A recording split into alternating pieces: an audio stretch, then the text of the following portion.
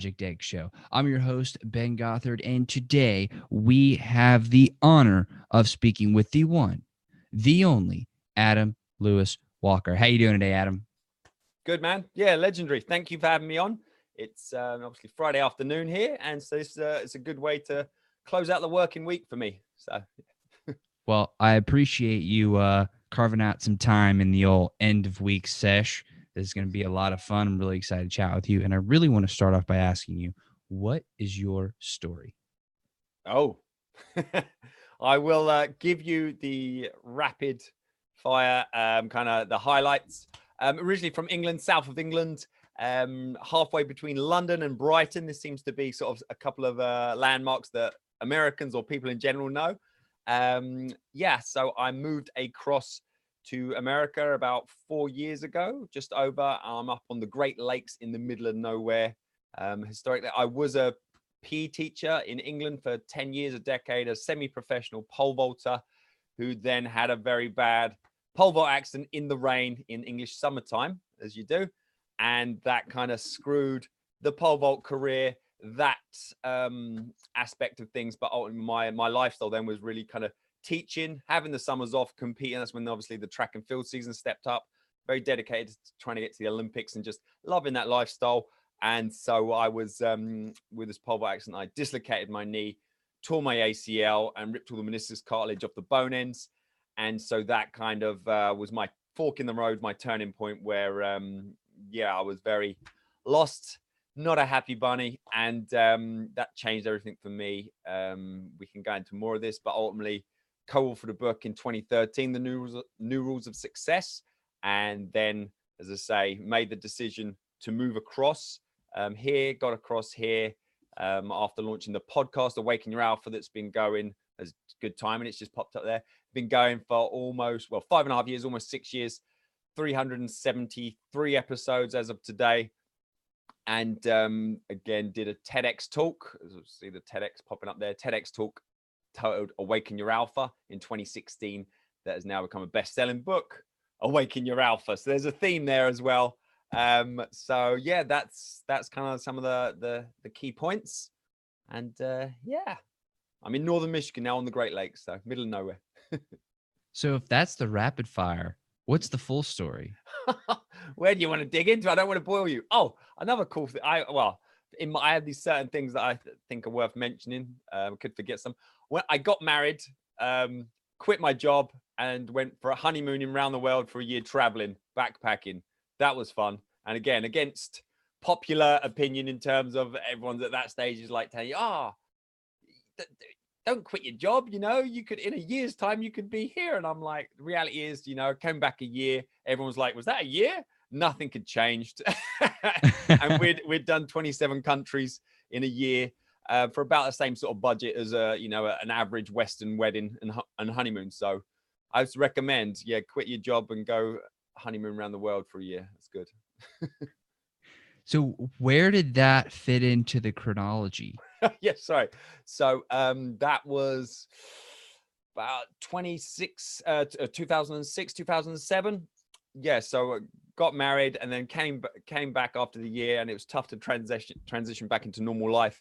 And then it was 2008 when I finally, got my first personal best or personal record in pole vault for the first time since I was 21. I tore my groin at 21 and little injuries, going traveling and different things. Came back, got 100% healthy, was, as I say, got my lifetime best that year, was doing my best season ever. And, getting into the UK Challenge final and into the Irish Championships and, traveling around, the only time really I could class it as semi-professional, really loving my athletics. And that's when I had my accident. And I wouldn't be here talking to you today if that hadn't happened. So I can appreciate it now, but I struggled massively for a good couple of years when that happened. So it seems like that was a very pivotal moment in your life, on your journey. How did that then lead to this idea of Awaken Your Alpha? Like, what was the origin story there? Where did it really come from? So as I said, it took about, after the accident, it took about a good year for me to really get out of the denial phase of, kind of putting that brave face on that a lot of people do, where you say, oh, I'm fine. And I was, you know, trying to sort of convince myself more than anyone else that I was fine. And so about a year in, really, you know, struggling. I just quit my job just before the accident to go full time as I had a sort of a coaching youth strength conditioning business that was very physical, and I had coaches. And in reality, for 2 years, I was on crutches, rehab, prehab. Another operation was trying to sort out the knee. And I felt, or it showed up then, I relied too much on my physicality in all and everything I did. So when that was kind of like rug pulled from under me, you know, I wasn't as mentally strong as I thought I was. You know, you like to think you are, but until you've truly been tested, when it goes wrong, adversity will come for all of us. I wasn't as prepped as I as I thought I was. So it was a tough time. And then I mean, to say the big D word, I was you know, fully depressed for a good year to two when it came back, after that period. And that's really where the whole time through, I just wanted to feel better. So really I had to not awaken my alpha, I had to fight for my alpha in that period. And, you know, it was a lot of little things that kind of got me out of it. And through that process, then when I co-authored a book, the New Rules of Success, at that stage, I couldn't see the how these authors were joined up, because obviously I wasn't the ringleader. I was a piece of, you know, there was from all over the world, different professions. And I was like, couldn't see the common thread. And then when I met them, I realized there is, even though on the surface it looked like we'd have nothing in common, we're having very in-depth conversations. And there are a lot of similarities between me as a teacher at that stage, at my age, and then like a 50-year-old dentist from South Africa. And I really kind of clicked the mindset and their approach to all these adversities and what they've done and their rules to success. So that's when I was like, well, at that stage, I didn't feel like there was a lot of international voices around this concept and these conversations. And that's where the idea for Awaken Your Alpha came, both as a book initially, book and podcast. The idea came at the same time. And I'm like, I need to share these conversations. And so I very much stuck to, especially in that first year and a half, 2 years, international conversations. So made a point of it being interviewing an American, interviewing an Australian, interviewing an English person, interviewing an African, and really digging into that. And as I say, the idea was always to have it as a book, but I didn't have the luxury of sitting around just researching a book for sort of 4 or 5 years. So that was, the podcast was the kind of the perfect vehicle for that. And then the 2018, that finally turned into the book. So that was very relieving to get that out before something happened to me. Yeah. So, and that was, as I say, I launched that podcast. The first year and a half, it almost broke me. It's 3 to 4 episodes a week. So it's very full on. And I'd quit my last sort of full on regular job because the plan was to move to America, to the middle of nowhere. And so I knew that wouldn't work where we was going. So from that point, I quit my job against advice, which was a tough decision to make because it was definitely in the comfort zone. I had 2 small children at that stage. But as I say, that when you're getting pulled in 2 different directions, you know, I'm not a professional teacher. I'm a semi-pro teacher. I'm not a professional entrepreneur. I'm a semi-pro, and you're going up against professionals in both worlds. So it was a tough time, and it's very relieving once you make the jump. Not easy, but then got across here. The podcast, once, you know, obviously done so much content, the podcast scaled down to 2 episodes a week, then 1 episode a week. The last thing I need is more and more content kind of thing. It's got so much good stuff there. And then did the TEDx talk, Awaken Your Alpha. And that really helped me kind of distill down what exactly is this concept of Awaken Your Alpha, as opposed to, you know, a long-winded answer like I'm giving now. And then that also formed the stepping stone and the 3 sections of the book: awareness, action, and ascension, which was the core of the talk. And then that became the book. And there we go. So it seems like being part of the book kind of stuck this idea in your head of like, there's something here of like this common thread between all of these people that's creating this depth of conversation. What was it that was so appealing about that? Was it just that the conversation was very rewarding, or was it like, wow, I'm learning so much, or this really is what it takes to be successful? Like, what was the draw of trying to figure out what that common thread was? Yeah, I think it was just, the connecting with like-minded people, and the world is a small place, and I just found it very inspiring. And I've been inside this kind of world, or this arena, for quite such a long time now. But to think back then, it was that I hadn't been exposed to lots of them type of conversations. And it's nice, like it's like if someone's got some weird thing who's listening to this, some weird like or preference, and they hear someone's exactly like them, and they're like, oh, we can relate, and like you get it, you get each other. It was that kind of thing, which on paper, as I said, you wouldn't have guessed that. And so it was just, it's you're attracting like minds, and obviously a rising tide raises all boats type thoughts around the Awaken Your Alpha type thing. Like all the people I speak to on a daily and weekly basis, a lot of the things we talk about, it's almost like the norm. And, it's the norm to, help and, raise each other up. It's the norm, but that's not the way in everyday life, in everyday society, for everyone. So I think that was kind of, I hadn't been exposed a lot to that type of stuff. And I felt at the time there was in terms of the podcasting world, there was, I felt there was Americans interviewing Americans. So that my initial slant in it was to make sure it was very international. And just talking about that now, maybe I've slipped away because I've moved away to America, and a lot of because I can see the stats over like 5 years, a lot of my listeners are American. So maybe I interview more Americans now, but who knows? So the initial draw, it really sounded like you found your tribe. Like you found you found people who were very similar to you in this one super meaningful way. And then it was like, okay, this feels like something different and better than normal. Now I want to investigate it and figure out what that really is and explore that to understand it. Well, honestly, as well, I found my mission, as kind of the word that jumped to mind when you were talking about that, because, I had that mission of, I was quite happy with my lifestyle in terms of, how it all meshed together. And obviously the mission, or in terms of the was all taken up with trying to get to the Olympics in some way, shape or form. And I'm going to be completely honest, I was a long shot. Like people who knew me, they would be thinking that's not going to happen. And I'm like, I was open to the fact, but that was my process and I was enjoying the journey. That was my mission to get to the highest level I could in that arena. So once that had been taken away, I definitely have felt times in my life when I've not been feeling the best mentally, or losing your mojo and interviewing lots of people, is when your mission is not so clear. And also on the flip side, when you have a very clear mission, or at least something you're shooting for and striving for, that makes I think things a lot easier. And linked to how I talked about being in the transition phase, that's hard because you are splitting yourself. Whether it's some of the greatest times I've had is like when we had a clear mission, right, we put our flag in the stand, we're gonna go traveling for a year as a honeymoon, and we're not going to do the regular thing.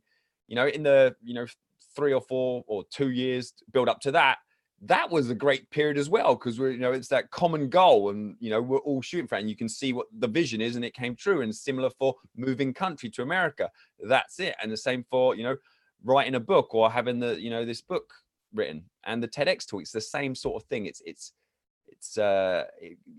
kind of, you're drawn by inspiration as opposed to being pushed by desperation.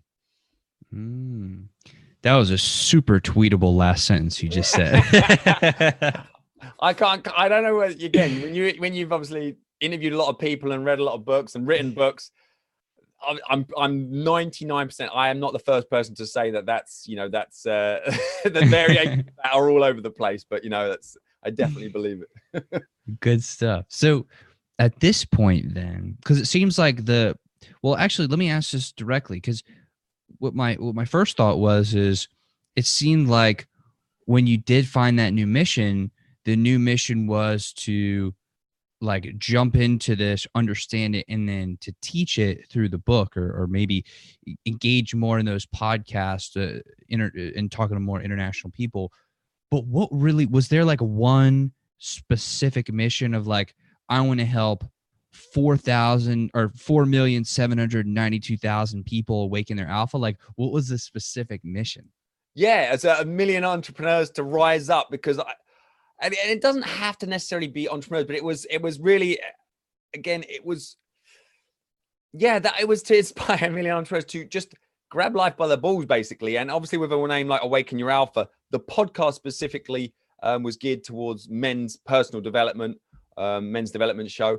But over the years, a lot of the listeners and a lot of people read the book are female, and the Awaken Your Alpha concept is very much it's not necessarily a male or female thing. It's if you're looking at the definition from the dictionary of alpha, it's Alpha Centauri, from the solar system, to shine as bright. Oh, no, this is my explanation. The star that shines the brightest, and I interpret that to shine as bright as you can with your time here, not to put others in your shadow, but to illuminate.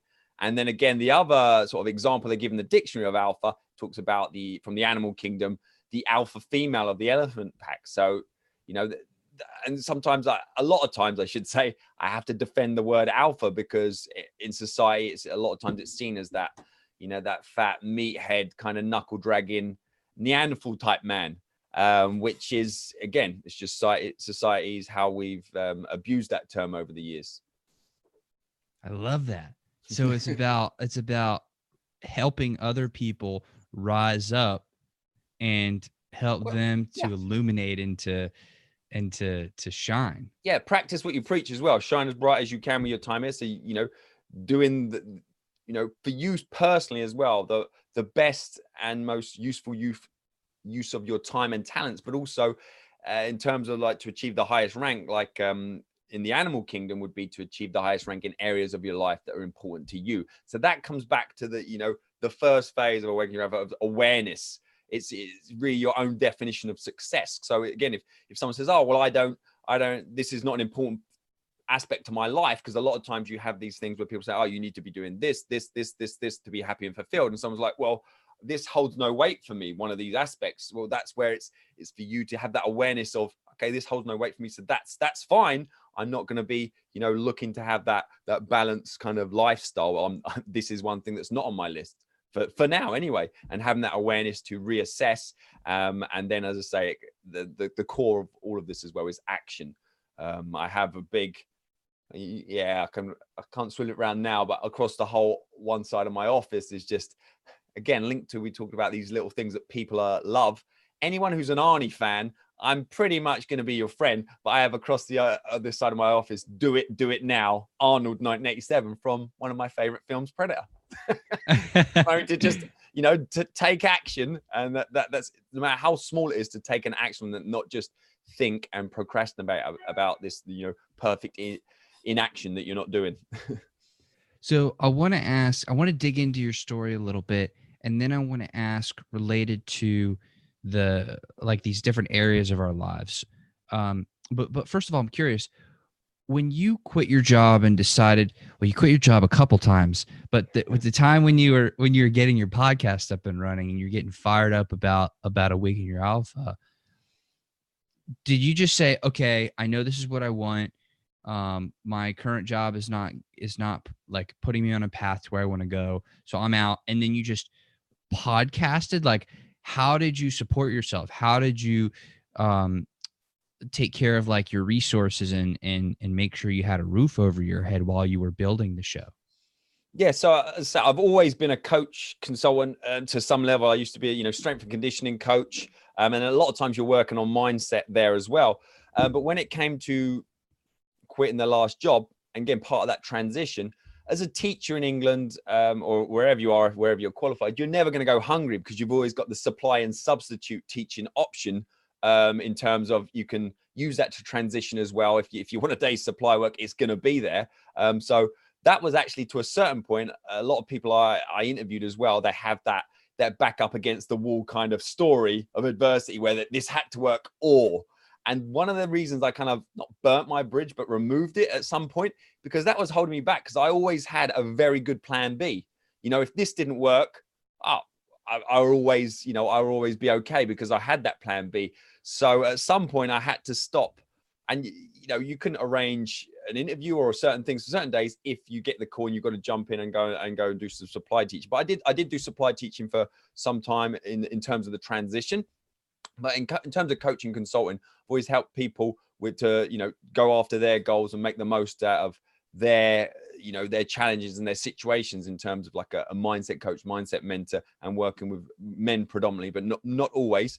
And so that was something that, again, while I was in England, I had to, you know, be disciplined to start cutting out certain things that were location based. So whereas I could, you know, supply teach there, or I could do certain physical things there, I knew it was going to be a big enough transition to come to America where I was going, because it's obviously quite remote. So I took the discipline. If I can't do it in the middle of nowhere, up on the lakes in the woods, 18 months before, then I'm not going to do it now. So that's a transitioned in that mode. So yeah, so coaching consulting in some shape or form has always been kind of the way to pay the bills. And especially over here, that obviously what I liked about here, you have to retrain and get your certificate for teaching, etc. So, and that's something I haven't done. I love to teach, but not in schools anymore, and I'm fine with that. But it also means I don't have that plan B to fall back on over here, which, you know, it'd be nice, but it's also nice not to have that, because it's removing that comfort zone. And as I say, I love teaching, but it was not part of my own personal journey in terms of where I wanted to go and how I wanted to teach. Because again, much like Awaken Your Alpha type stuff, I want the outcome. I want efficient stuff, and I want to have the transformation for the client. In a school setting, you have curriculum that is to a certain extent set in stone. You have to tick certain boxes. And my last, you know, towards the end of my teaching career in England, I've transitioned to teaching in colleges. So at least you're closer to, you know, the real world. You know, it's not fully academic. They're actually thinking, oh my goodness, what am I going to do next year in the real world? And so I brought in a lot of kind of success concepts and flexed out of that. But still, you've got to tick boxes that are predetermined, even if you know and the college knows and everyone knows this is a better way to do it, or they don't need to know this. They do need to know, you know, tick that box to get where they need at that time. So that was one thing. I hate the restrictive curriculum. Whereas when you're an entrepreneur and it's your own business, you're very flexible and dynamic. And if something's not working, you can literally cut that out today, and you can, you know, you can come up with ideas and just keep tweaking and enhancing things. And yeah, that's exciting to sort of flex your creative muscles. And that's why, you know, for the last 3 or 4 years, the two questions I always get asked is, how do you do a podcast? How do you get a TEDx? And I can advise and coach and consult on both. The TEDx or the TalkXcelerator is what the podcast I've launched or launching it currently got me more fired up, because obviously we were talking before the interview, there's a lot of technical stuff around, and we got quite excited around the podcast and stuff, and that's always evolving. But I noticed in myself that awareness again, I got way more fired up when it came to talking about TEDx talks and helping other people, you know, amplify their message. And I knew the impact it had in my life, and I could see, you know, you don't know what you don't know. And also I only coach or teach or consult from a position of things I've experienced myself. I'm a big believer in that. So that's, you know, I created the TalkXcelerator over the last, you know, couple of years, and I'm always tweaking and enhancing it. It's on like version 3.0, and I get excited about like redoing it and retweaking it and adding things to it, so it's more efficient, and I don't have to put that to like an educational committee board and take months and months to change that. So that's something I'm excited about. And there's going to be a new podcast that's launching within the next couple of weeks around that concept, because I've been doing the TEDx TalkXcelerator, I should say, process for the last year and a half, and taking clients through that. And now through that, as part of my process, I interview TEDx organizers on behalf of the clients, and to get that insider information. So I've got quite a lot built up, and I want to share, you know, that in the podcast format, because that's again something that's in my wheelhouse that I can do, you know, relatively easy and efficiently at this point.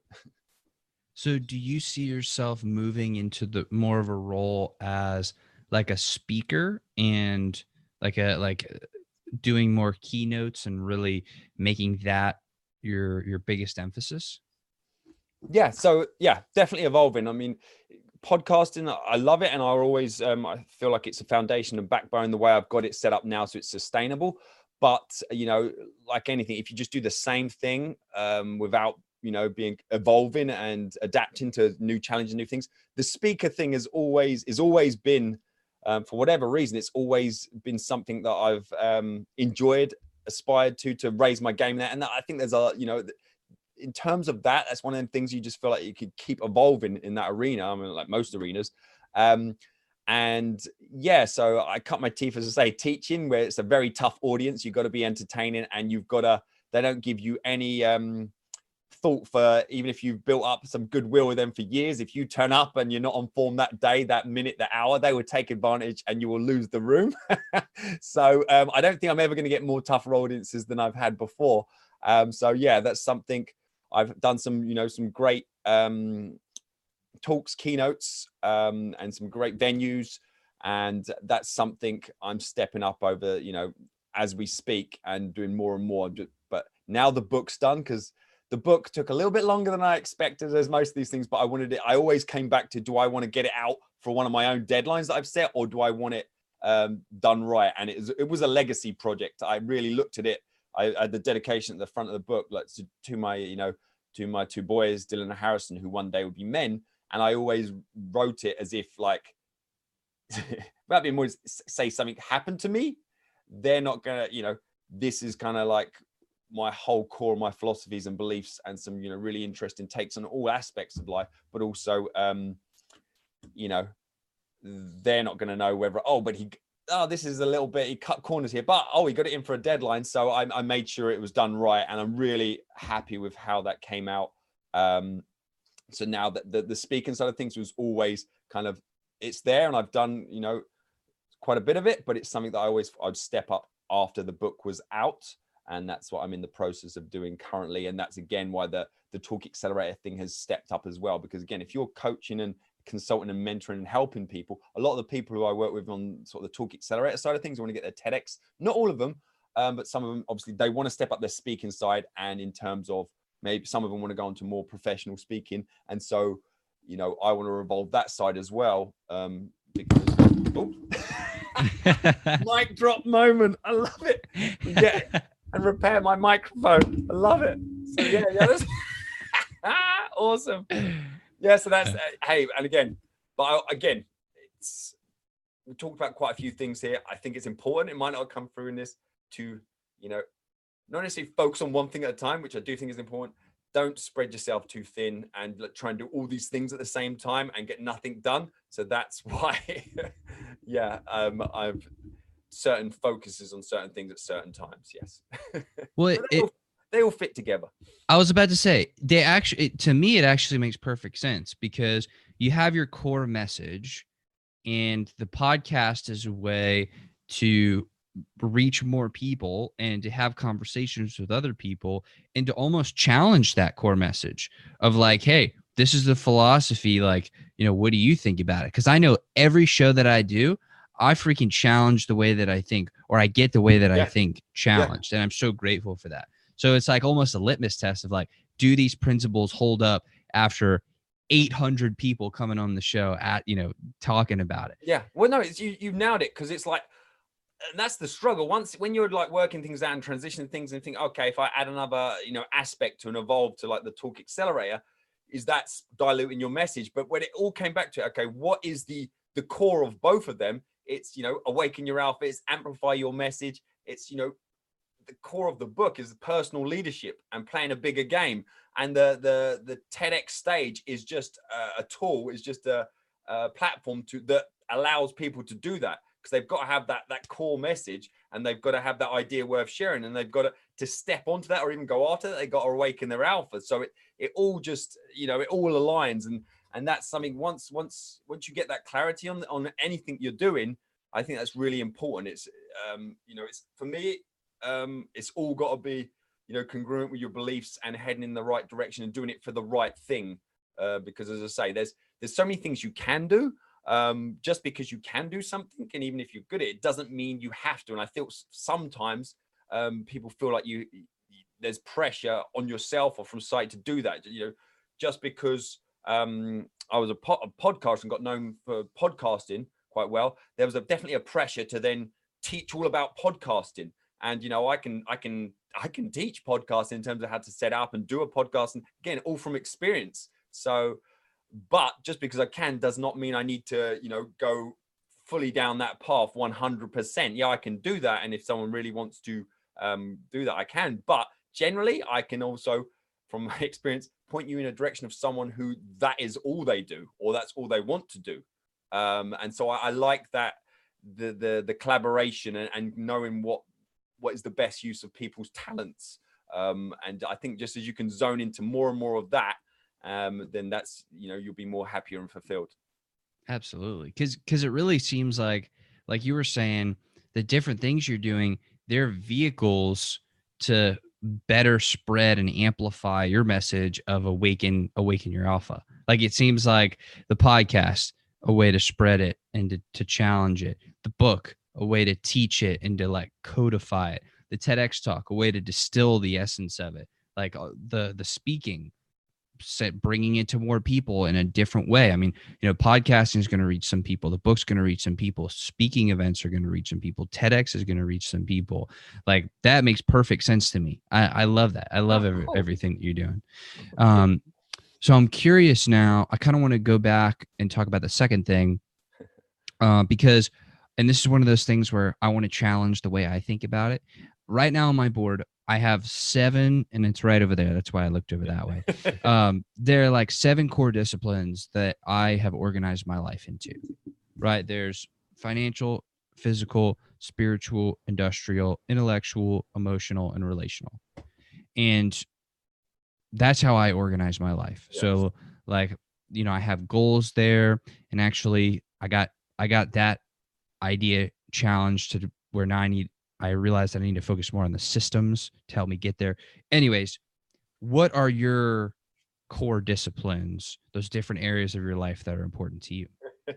Awesome. Well, I was just, I was just, you hear me flicking through pages, because as part of, again, clarifying core disciplines and all of my philosophies and different things, in terms of that awareness, action, and ascension, I created, literally, that within that I evolved each one to 4 disciplines within that.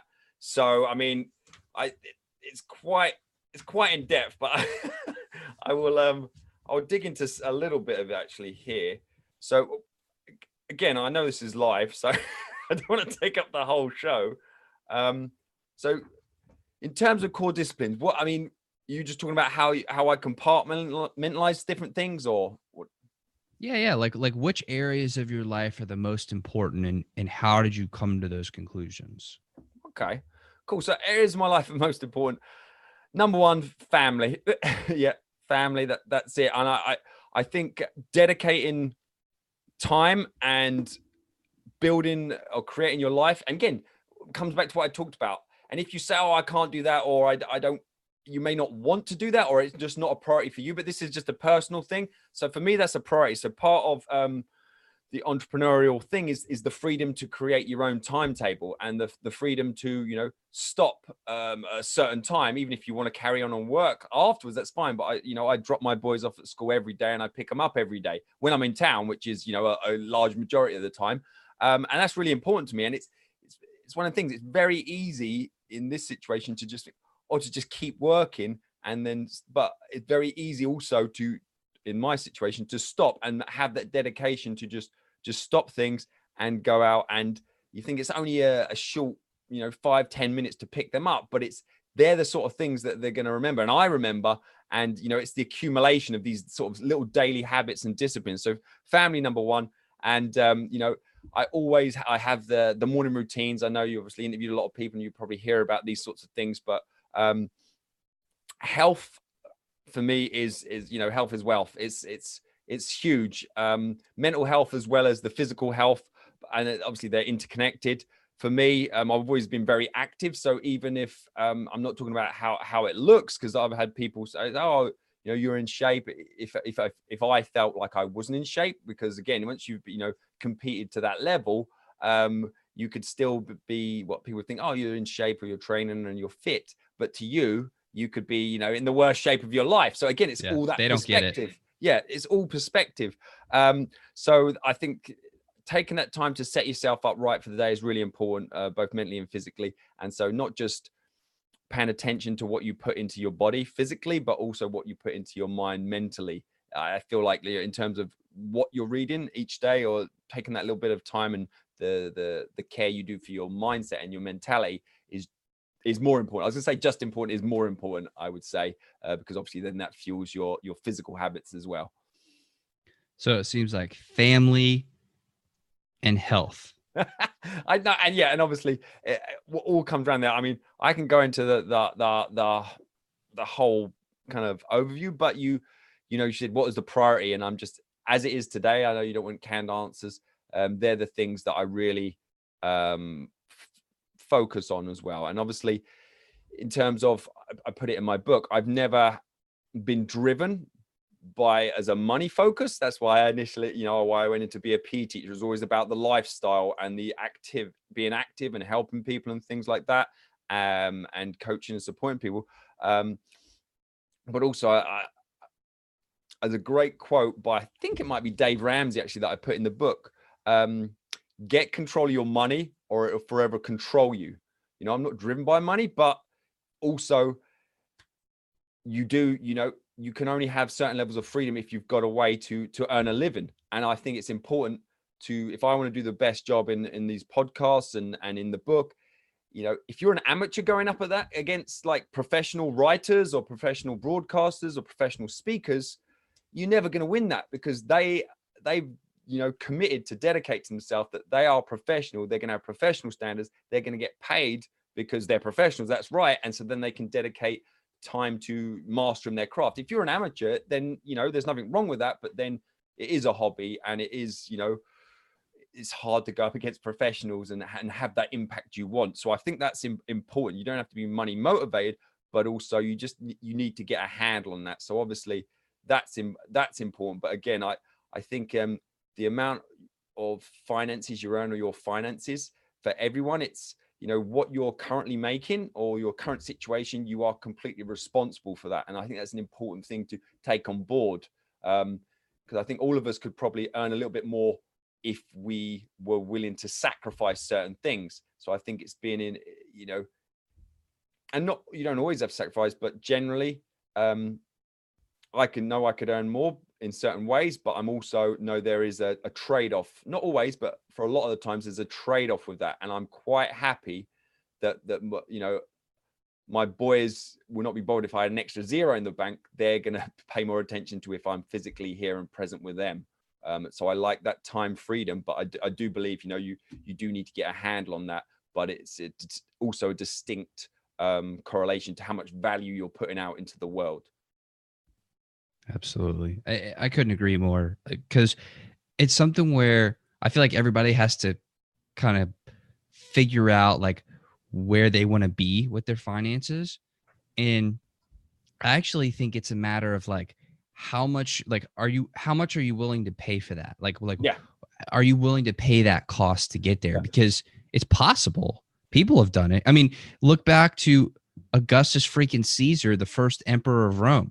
When that dude passed, when he died, he literally had acquired a personal wealth of $2.6 trillion, adjusted for today's inflation. Yeah. Okay.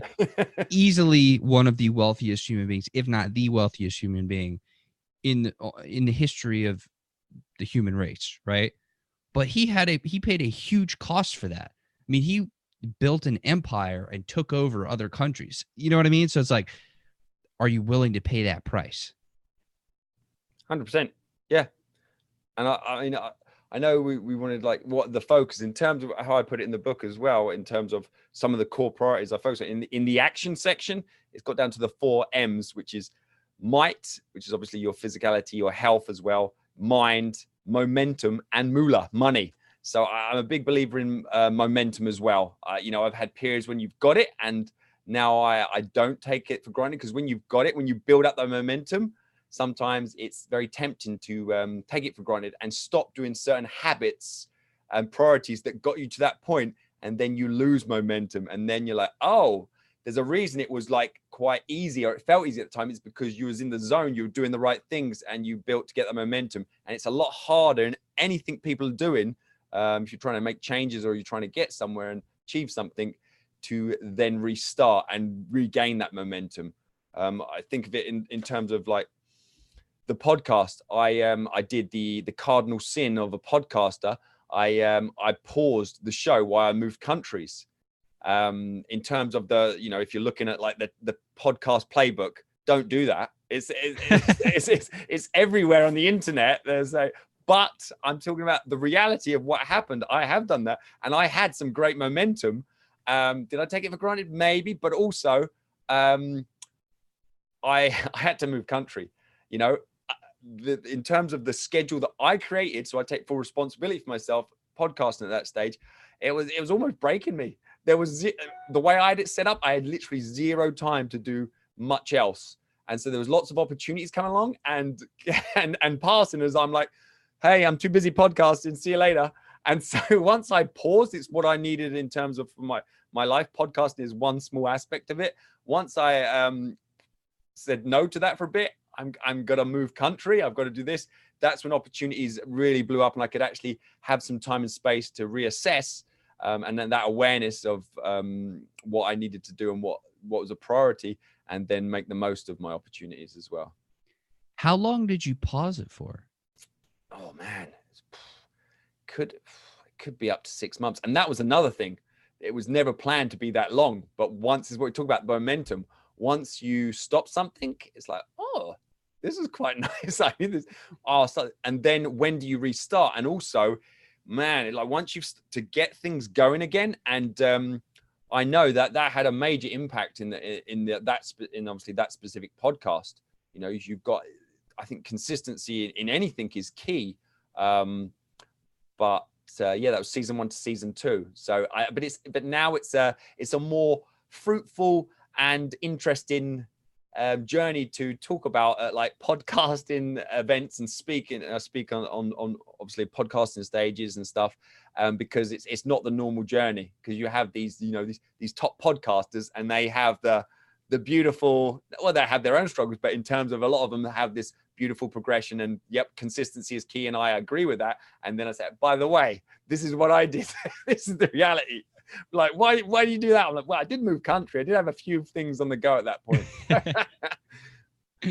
So I'm curious, because I have 100% committed that sin as well.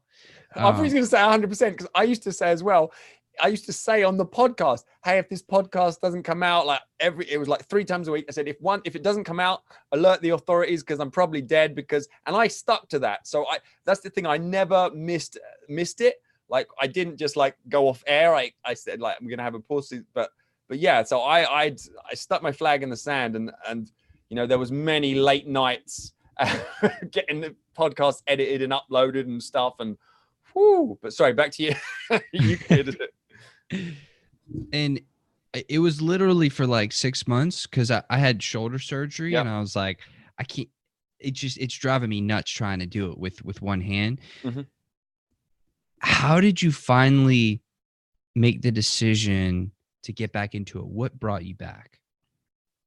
Oh man, that's a really good question. Never been asked that before. Not refound my mojo, but I knew I had to make changes. I knew it wasn't sustainable for me how it was. So I, had to make some, and it was that pausing to get that space to have a clear head, not just because, the urge for a lot of things, if it gets to a stage like that, is you just want to burn the bridges and stop. And, you do this, and then you sabotage yourself, and things going really well. And I felt that there might have been a little bit of that. It was going really well. And it kind of like, I do, a lot of times people get addicted to that underdog mentality and appreciate the climb.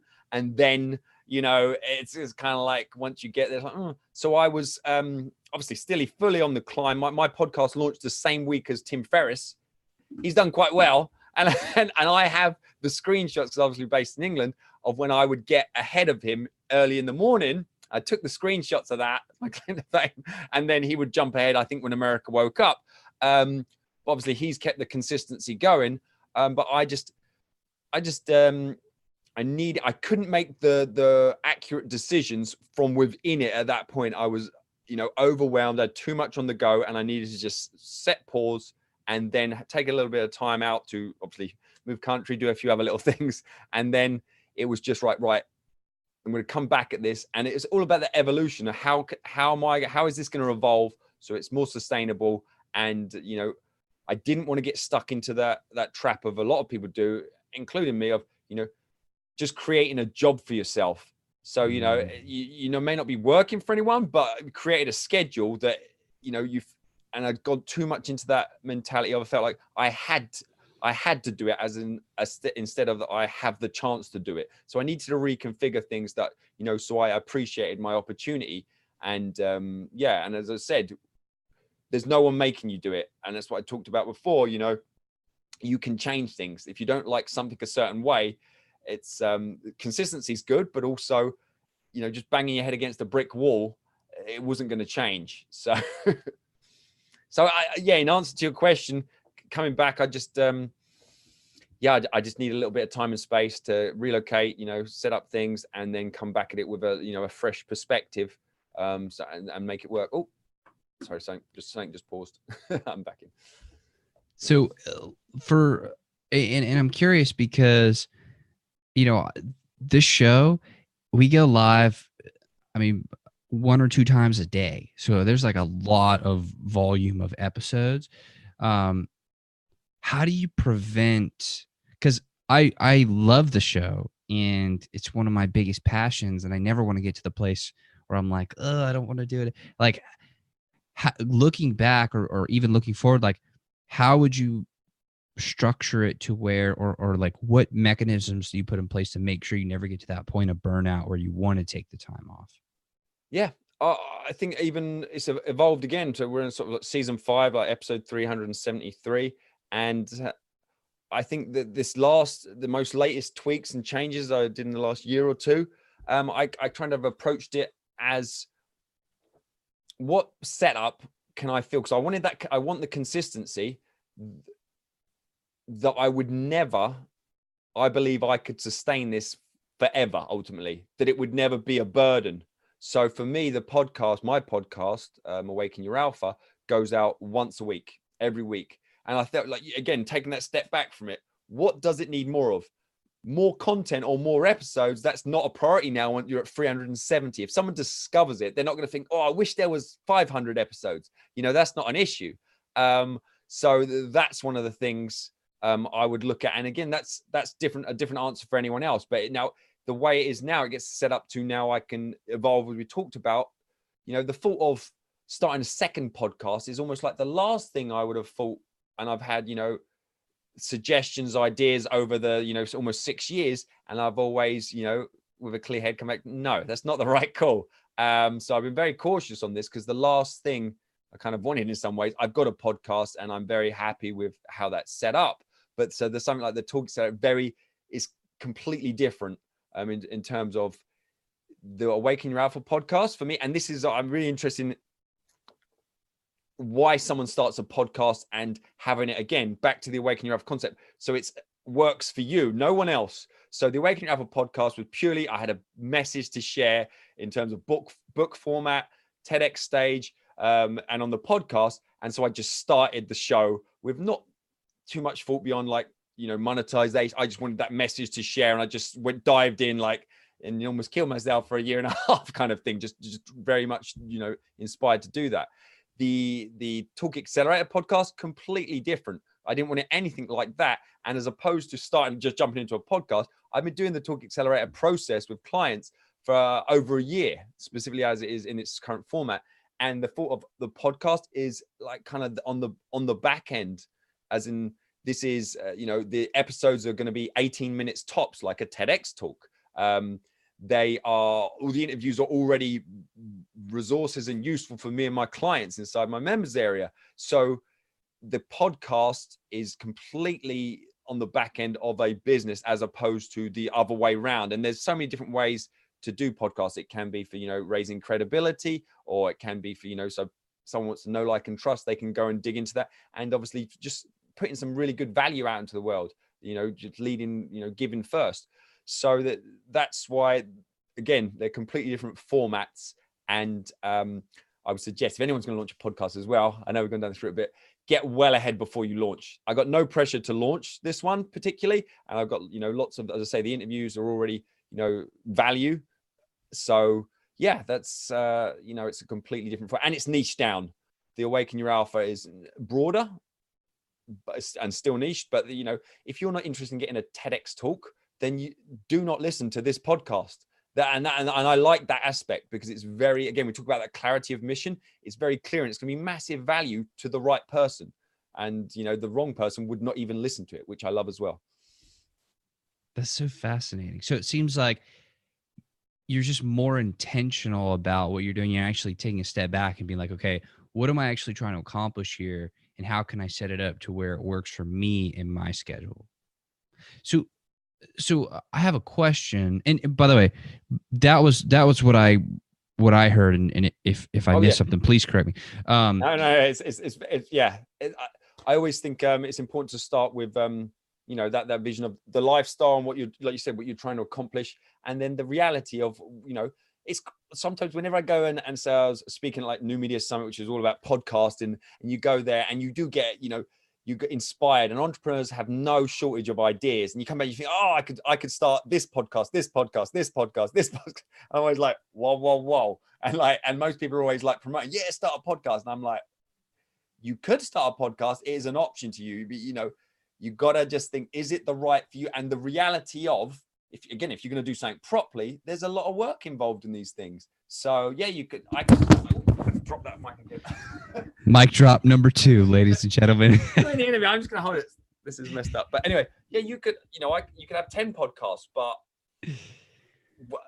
why would you want that many? Number one, and could you give it, you got to decide what's sustainable for you, and what the actual reality of that would look like in your day-to-day, your week-to-week life, because that's the important thing. So always kind of think about the lifestyle aspect first.